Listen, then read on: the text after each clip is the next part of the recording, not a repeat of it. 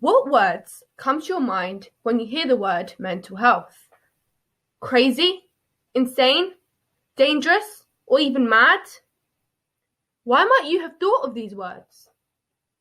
In our culture, there's an element of shame linked to struggling with our mental health, even though it's no different to struggling with our physical health. In the olden days, people were sent away if they were having trouble managing their mental health. But over time, we have learned to challenge these stereotypical views of mental health and how to help people recover.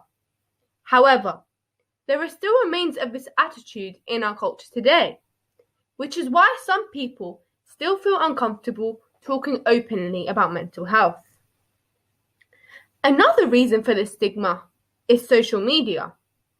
Social media is a big part of our lives and affects us greatly. Seeing everyone seem perfect daily can make us feel like we need to be perfect, which can never happen. The truth is, everyone feels like this from time to time.